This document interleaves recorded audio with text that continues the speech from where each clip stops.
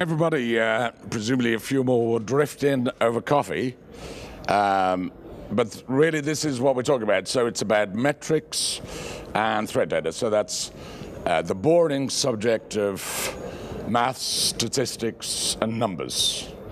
Maybe we might make it a little bit more interesting. Now, one thing is as well is I'm going along, if I speed up too fast for the translators or so on, wave a hand. So, and any questions, just like Bill, do ask them as I'm going along. Because what I'm going to throw at you is a lot of numbers, a lot of information, and you don't have to take this information on now. By the way, everybody was circulated with the PDF. Plus as well, we have a little sort of thing on the web, so you can even, and following this, we'll feather that up so you can have lots of references, lots of backup materials, lots of other things in terms of the metrics and the numbers. So let's make a start. Here we are. We're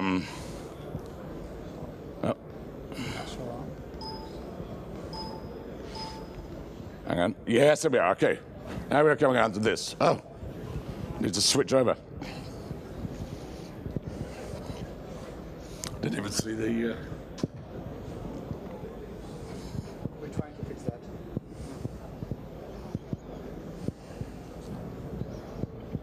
We're trying to fix that. Trying to fix?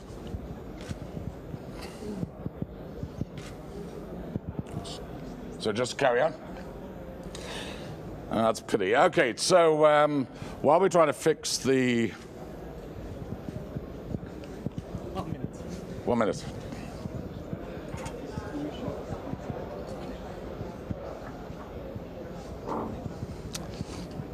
As they call a pregnant pause. So the whole point is that obviously this is about metrics and data in that sense. Ah, perfect. Okay, thank you. So now let's crack on with this. So what's the current trends and who, why, and where? So let's just start off by something which is, this is also positive stuff. This is actually a good news scenario in one sense. So let's start off with the obvious thing that we actually talk about things like this, and we should thank NASK and Polish CERT for actually this great conference, and let's defeat cybercrime together, because without the numbers, how do you know if you've done anything? Without the numbers and the metrics and the data, how do you know how much better you are? Is Poland improving in terms of infections or cybercrime activity? Is Russia getting worse? So let's do some comparisons, and that's what's partly the background. Oh, sorry. Yeah, but usually I don't need a microphone. Anyway, that's so now we come on to that. So we pretty straightforward on there. This is me on a good day. There's CyberDefcon there, there's HostExploit, which some people know. We do this report quarterly on all the hosts in the world. It's our little niche. Shadow server covers botnets, Spam House covers spam. So in our sort of community, we cover the hosts. And what's a host? That's the actual servers and so on. Plus as well, I'll add in on the bottom, and we raise this with our good partners for NASK and 18 other countries, we have CyberRoad. And we'll come on to that in a sense, because this is a European-wide project which is to actually work out what the research we should be doing and how we should be dealing with cybercrime. And all of you here, thanks to NASK, will be involved. But we'll come on to that at the finish. So let's look at this. This is in terms of how we started off. So what's in the numbers? Let's start with the obvious numbers, because it's about following the money. How much? Now, we've heard some talk about numbers and money while we're here. So this is our job. That's what we do for a living. So we do this for a lot of other people. We compare a lot of numbers, write this side down, and so on. So if we look at this, current estimates, and by the way, you'll see a very small website out there. If you go on that now, there's a list of all the references, so I don't have to talk about the references, yeah? And that will be filled up even after the conference when you get the PDFs. So on there, so let's look at The money, well, basically we can say that pretty accurately now, that's an average with a plus, unfortunately, still large statistical gap. But anyway, annual cost of cybercrime is around about the 300 billion euro mark. All this is in euros, I'm afraid, not zlotys. But we are in Europe, so we use Europe as our base currency here.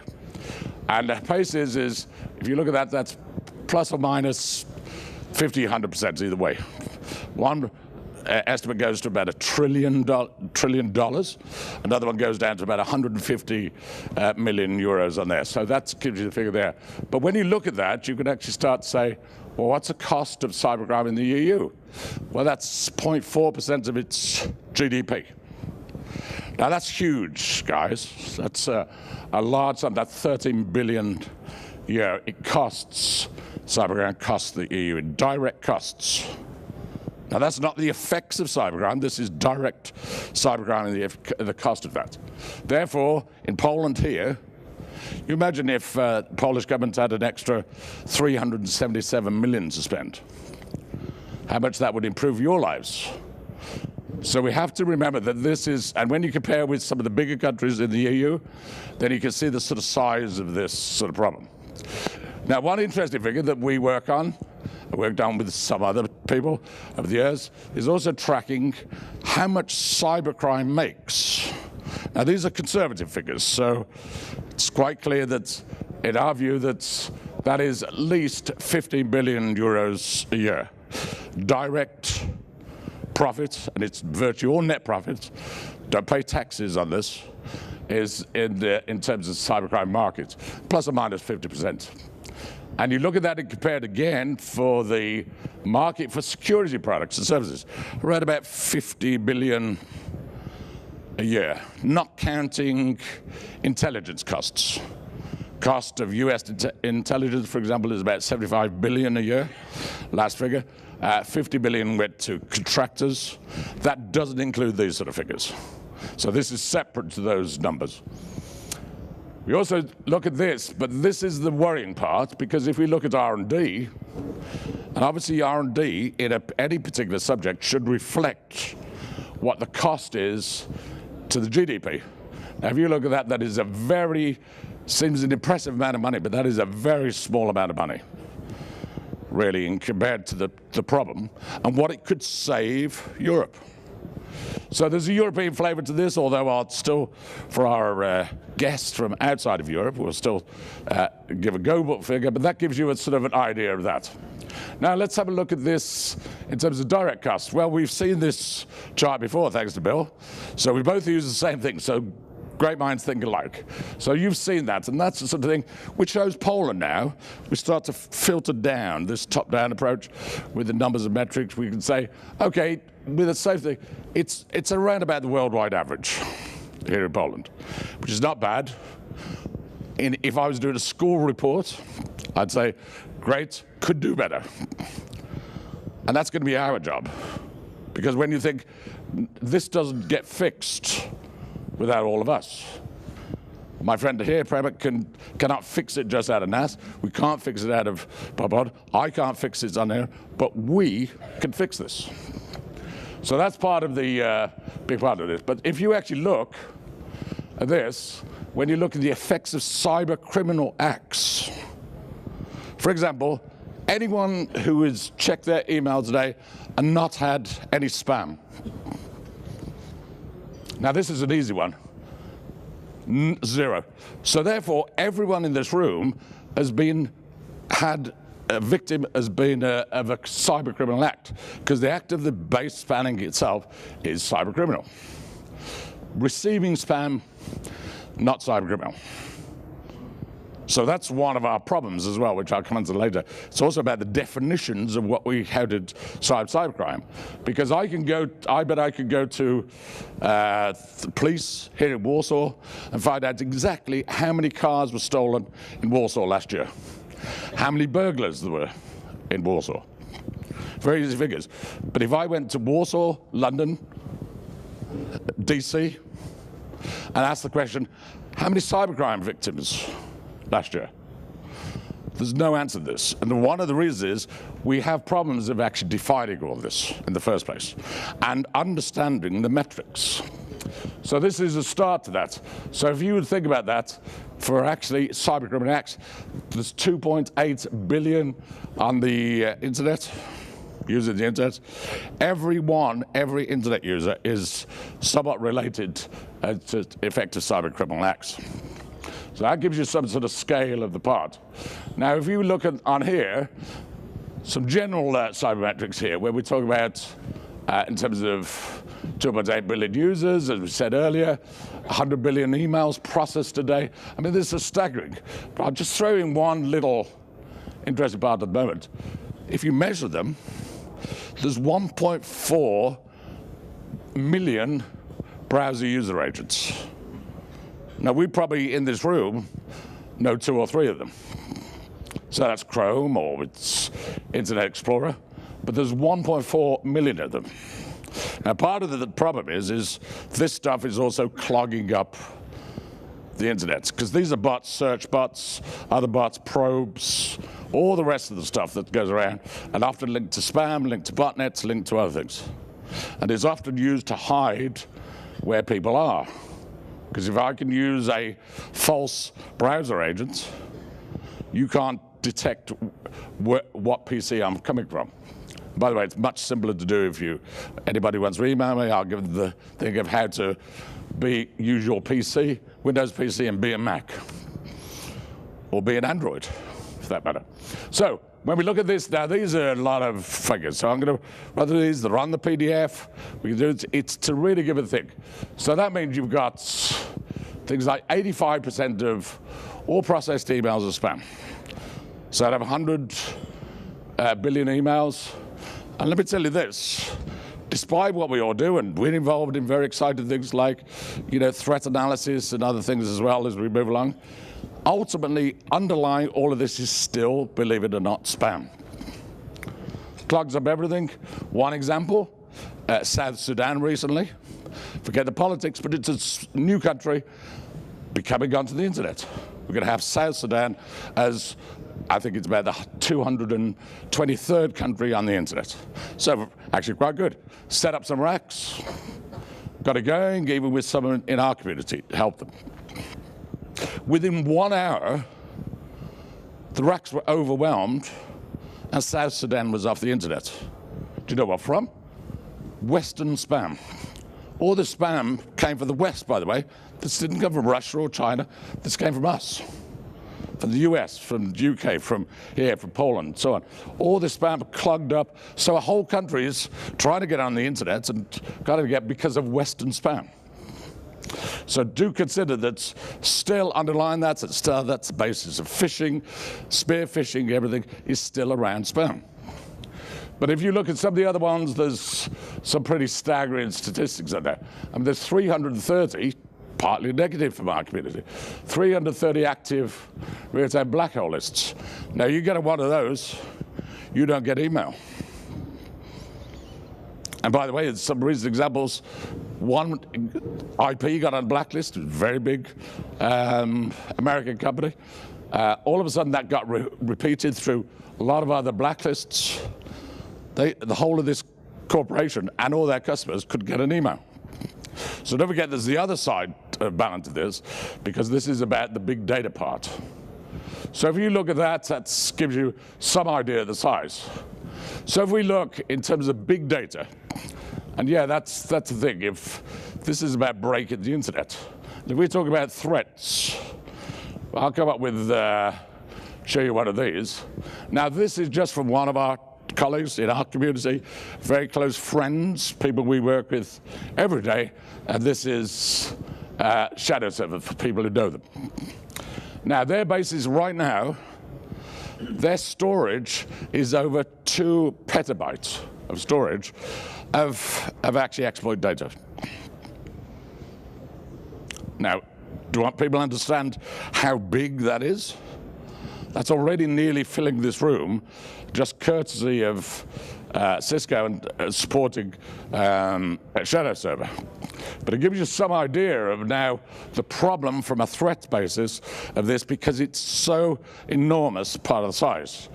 And by the way, that isn't by accident it's becoming this size. This is by design, because it camouflages, lots of spam camouflages specific phishing tactics or spear phishing attacks. If I deliver 1 billion spam and inside that there's 100,000 specific spear phishing things, I'll get some of those through.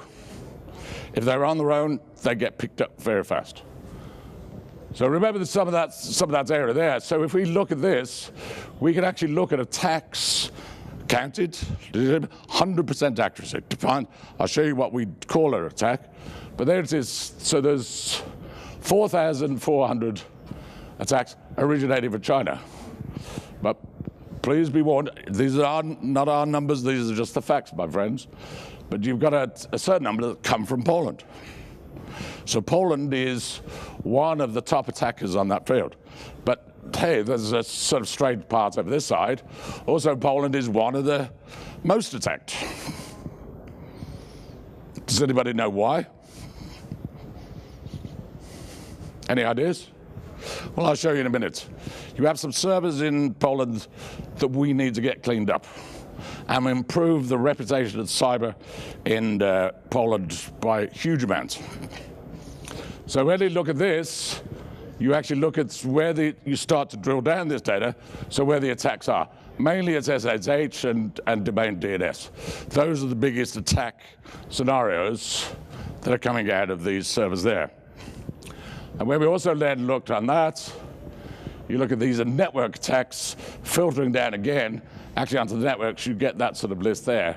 Again, brute force logins and so on. So you can see the breakdown and how you can start to break that down in terms of what is the real threat analysis, because that's what's attacking us today.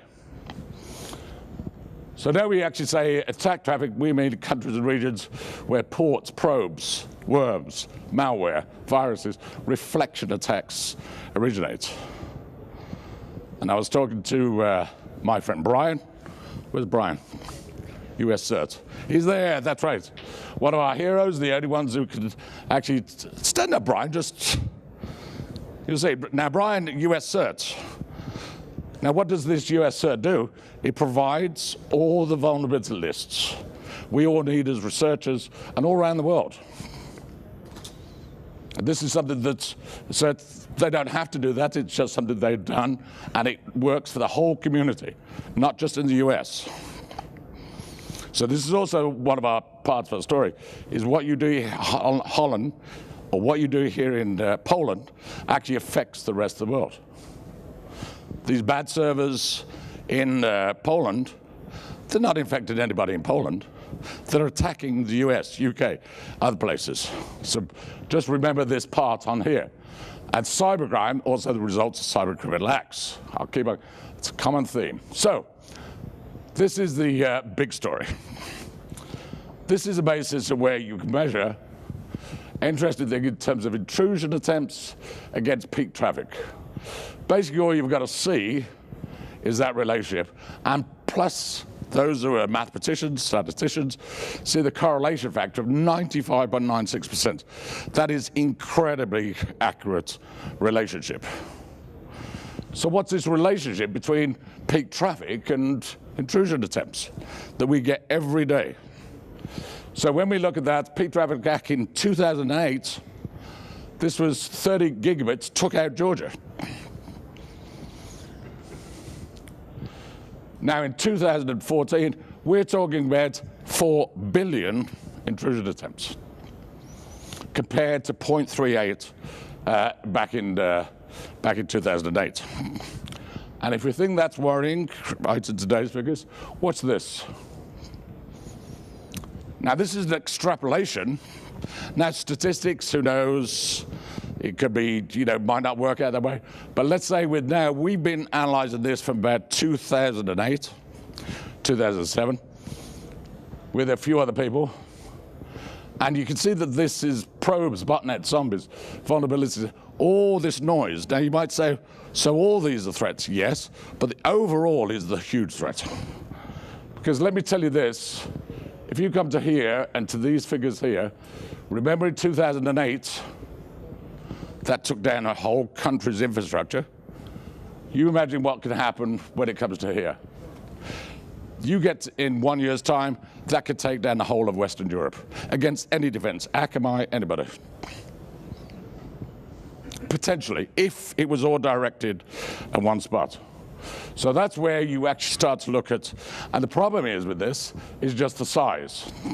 Now there's part of the theory behind this, which is, won't bore you too much with the theory, but we'll try and make it interesting.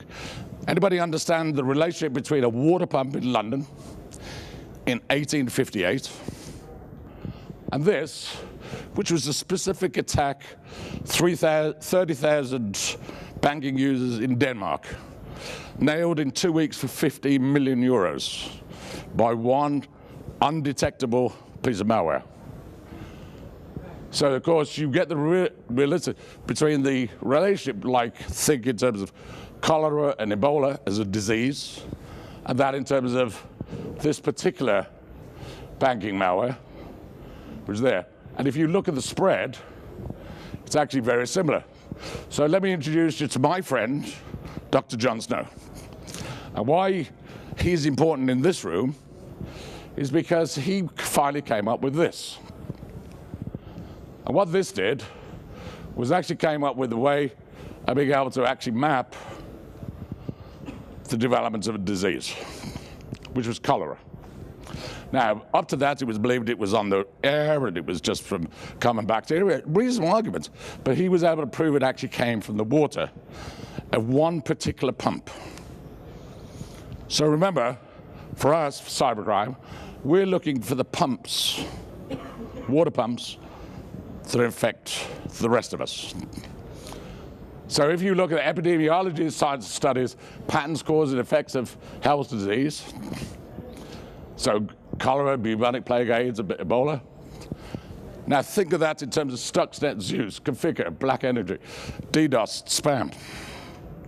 You understand the relationship of why, therefore, epidemiology, interestingly, disease control, public health, has more to do with us than we actually realize in terms of cybercrime and cyber threats.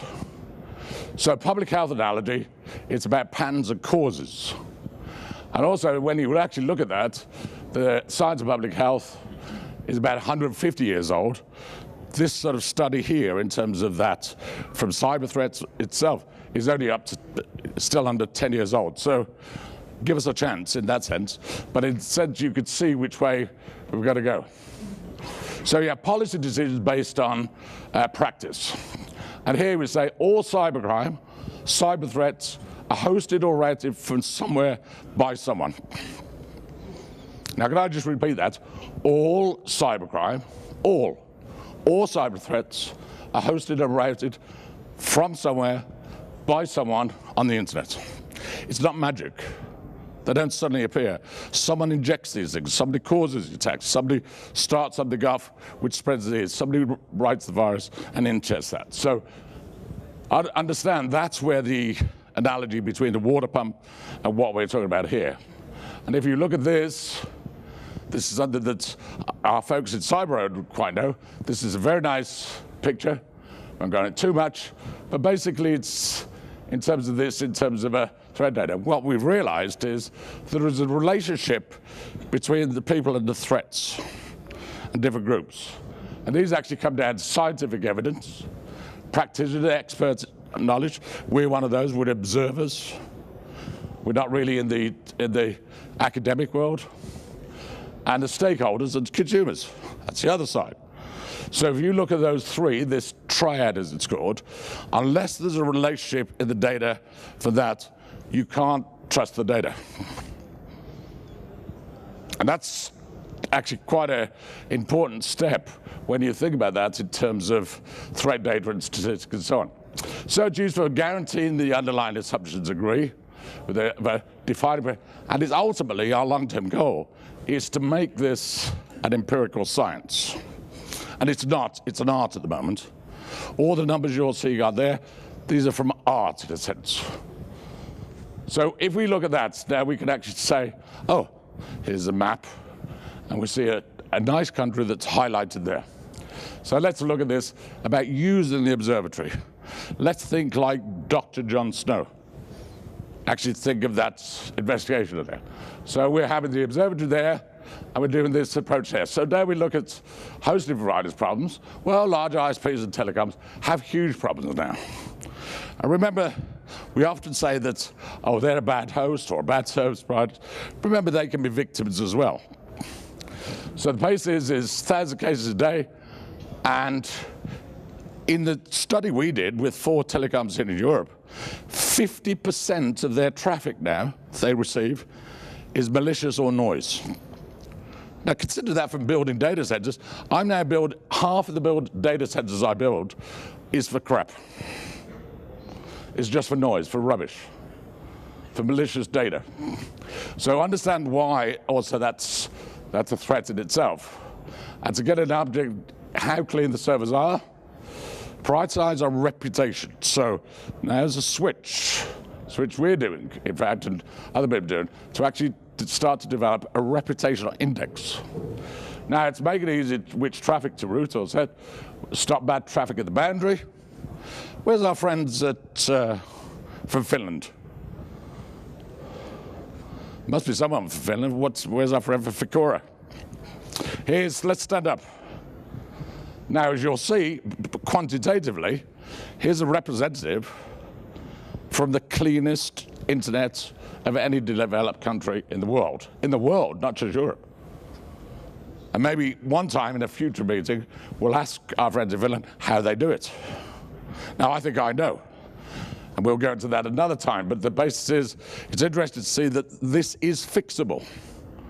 That's what I'm trying to emphasize here. This is fixable as long as you've got the right parameters around it and doing it the right methods. So on this basis, countries can be scored too. Now this was an old one, and you see a number here. Well, Poland had a number of 4. By the way, the lower the number, the worse it is. The higher the number, the better it is. So just remember, it's on that side. Now that's a good part. So now the case is, let's look at the observatory. And again, a little bit older figures, but it was a good example. You can see there why they got Russia as number 7. Finland is 219 out of 222 in terms of that. So you can see, that's a good question. How come they border Russia, they should get a lot of problems. So how come Finland's so good? Also, Norway's good, Sweden not so good, so on. So this is questions here of what you start to ask yourself, and being able to say, okay, comparative analysis, threat data. The metrics start to say, why is that better? So let's give you the good news. So now, up to date, here we are, Poland down to 15. Remember, this is a reverse table, so the lower you are, the better. You don't want to be at the top. And why is little Luxembourg at 2? That's much smaller than China or, well, the reason is because this is proportionalized, if you like, on size. So that's where the index goes. This is using insurance actuarial analysis, yeah? So you actually say, well, you not compare it like with like, otherwise China would always be the worst, or Russia, or, or the US, easily the worst. So that's not a way to do it. But you say in terms of like with like, and they know they have problems. They now have big data centers, open them up. The biggest spammers in the world use Luxembourg. Why? It's not blocked yet. Coming soon. Now think of that, a country in the EU is going to have most of its IP space blocked. So you won't be able to reach, or poor people in Luxembourg won't be able to reach email outs if they're using any server in Luxembourg because of this problem. And that's also one of the consequences of this, and that's the way this is going. So in the crystal ball, and now you look at this in an index form, you can see actually, spam is a lot lower in Poland than it was. Malware still is a problem here, served from Poland. Now, repeat again, these are not infected anybody in Poland, but they're being used to infect people in the UK, in the US, in other countries.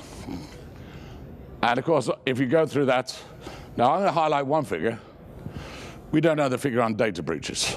Now that's not common, because that's common because you don't know that across Europe. Unfortunately, even from an EU perspective, it's only ISPs and telecoms who have to report data breaches. So eBay doesn't, PayPal doesn't, so on, which is a bit worrying. So part of my argument is we also have to change some legislation here, if you want, or have a better code of conduct.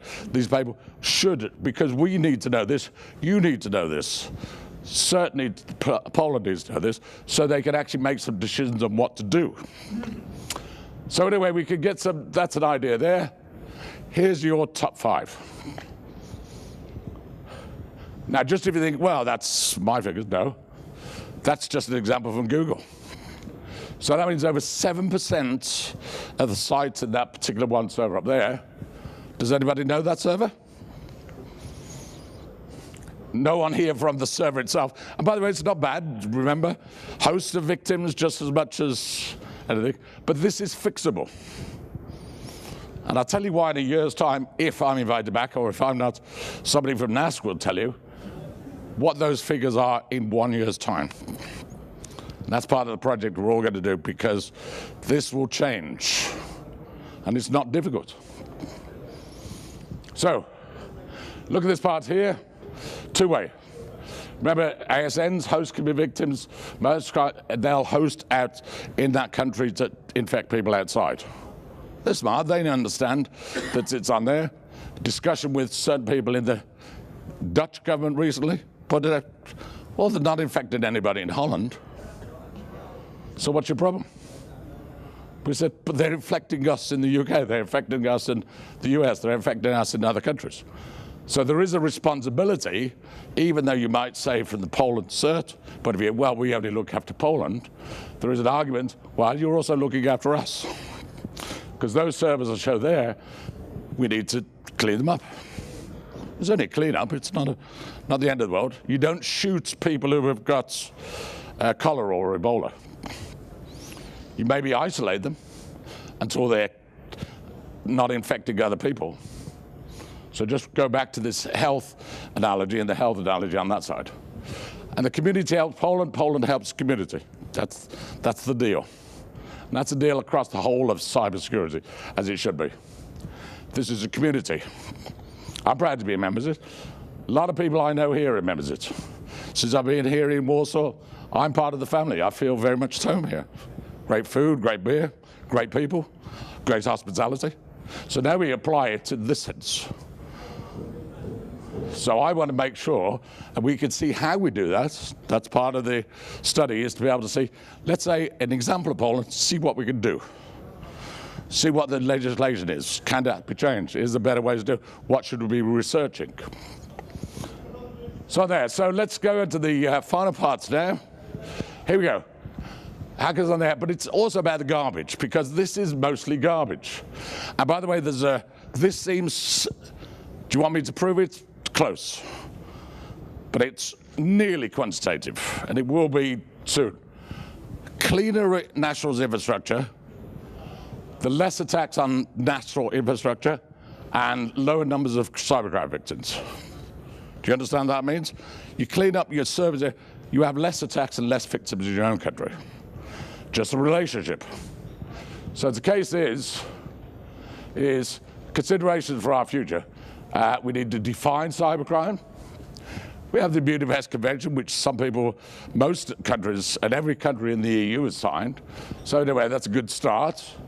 Standardize the laws on cybercrime. And hence the sense that's part of the problem in the Netherlands and the advantage in Finland, because there's differences in laws, how you can deal with this stuff.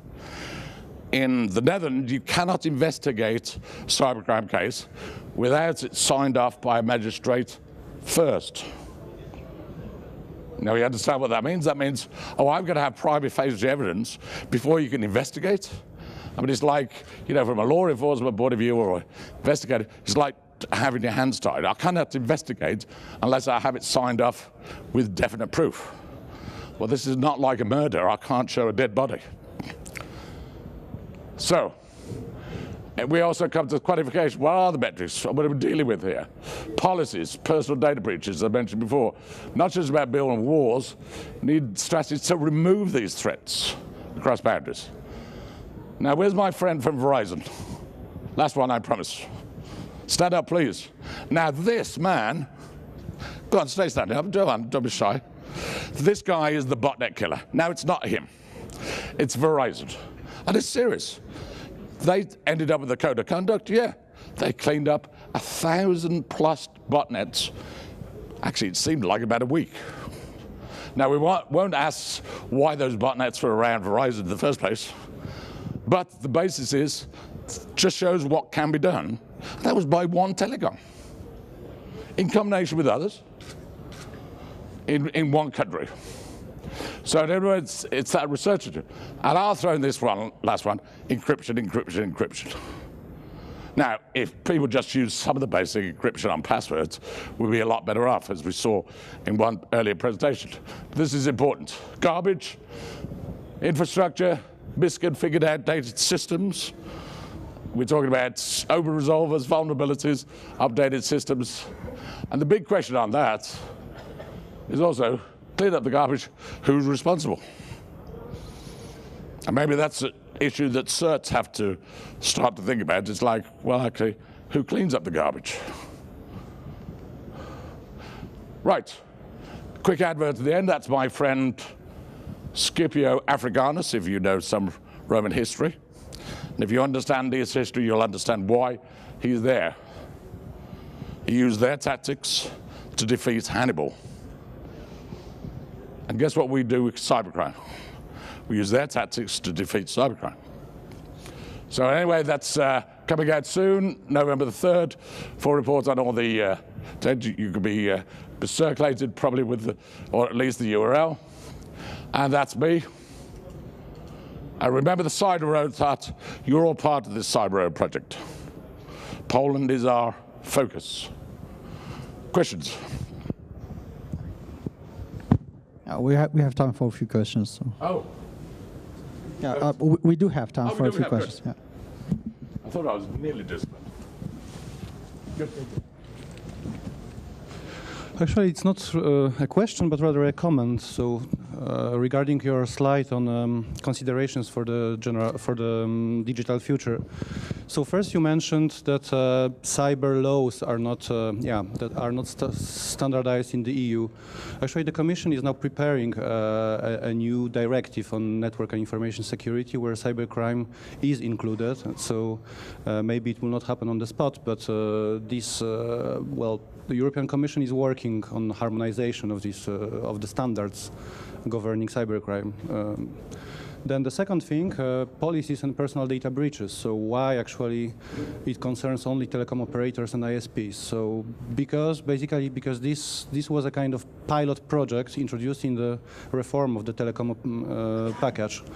So there is now in the new revised general data protection regulation in the draft, there is a provision actually giving this obligation of reporting data breaches to all, to everybody. And then what Udo Helmbrecht was mentioning in the morning, the Article 19 of the regulation on electronic identities also includes this obligation of reporting breaches at TSP. So slowly, step by step, but it's coming.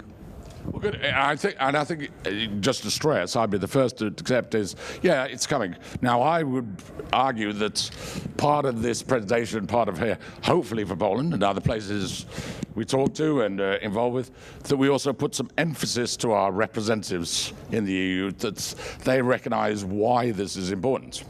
So which should help it should help INISA and help in terms of the EU itself. And I think from that point of view, I think in one sense, I raised this earlier with Udo, but I'll just raise it again. One of the things, it's just what works, is sometimes this voluntary code of conduct. Remember, the internet is not a legal entity. It's not, if I'm connecting for you to somebody else, this is voluntary. This is business to business. In fact, it's not lawful, unlawful, or so on, because I've just agreed to connect to you. So unfortunately, we're also dealing with something which is outside those bounds. So maybe the case is that often it can be done faster, efficiently, and at least at the start, you also get these code of conducts which you actually start to gather around to actually pull people in, which can then be the forerunner before legislation, especially in terms of speed and time. Just my suggestion, that's all.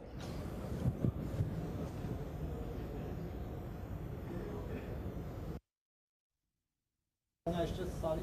Jedno, dwa pytania możemy jeszcze panu zadać.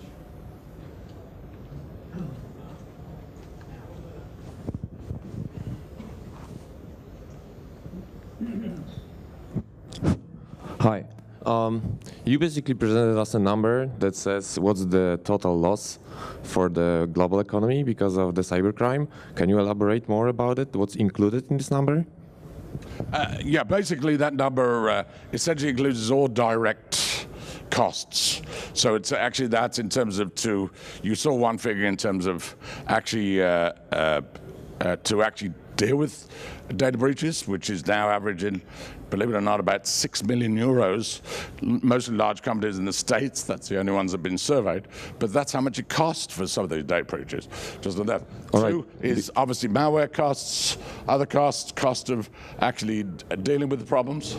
All right, because I think that in all those metrics, I'm missing one. What's the gain for the global economy because of the cybercrime? Well, yeah, I'll tell you. Well, the gain is, well, it's sort of a loss of gain. There's 50 billion euros, which people make from security products and things to deal with this. So if you talk to our friends at IBM and so on, a lot of but they make a lot of profit, a lot of sales, add into the global economy and there. So you match, in one sense, there's a balancing match here. It's costing 300 billion. We're making, legitimately, 50 billion. Plus, we're making another 15 billion from actually cybercrime itself. So the cyber criminals overall make about 15 billion a year. So if you add to that, that's 65 billion a year on one side, and on the other side, say 300 billion. So it's also, even in Russia, there's their own internal figures, which they shared some with us, is pointed out, even they now accepting that in Russia, the cost of cybercrime into the Russian economy far outweighs what they've been gaining over the years. Now, they still get a lot from cybercrime, gain into the economy from the cyber criminal activities, but actually their losses are much bigger than that. So they've got a problem now. And I think I actually introduced the bill. There is some actions, as long as it's inside Russia, and it affects certain areas of Russia that they will now deal with, because it's too expensive in Russia now. All right, but like you mentioned that the government of Russia is gaining, like how much the US government is making on, for example, taxes from manufacturers, all of the security devices that are sold. That's what I'm mentioning. Yeah, well, that's right. Well, so you work out the taxes against this. Well, the 15 billion from cybercrime is zero tax rated. Good business. But 50 billion, yeah, is taxes and so on. So yes, there's some tax. Plus, in terms of, let's say, from government contractors to government. I'm going to put this politically in a nice political sense, but if you understand. Out of the, let's say, an intelligence budget in the US is 75 billion last year. 50 billion of that, that's separate to any figures here, as I said, doesn't include, went to contractors, yeah? Now, although those contractors would appear to have provided certain sort of cyber services to the US government. Do I need to stress where those cyber services are used? No, that's okay. So we understand. So of course the basis is, now that's another figure, which is interesting because one argument might say, which is a good question, well, hang on, is that cybercrime? Because if that is cybercrime, intrusion, taking your data without permission, then you'd argue that in one sense, the biggest cyber criminals on this planet are not some cyber criminal groups out of Moscow or China. They're in other places in the world. Okay, thanks. Oh, that was nearly diplomatic.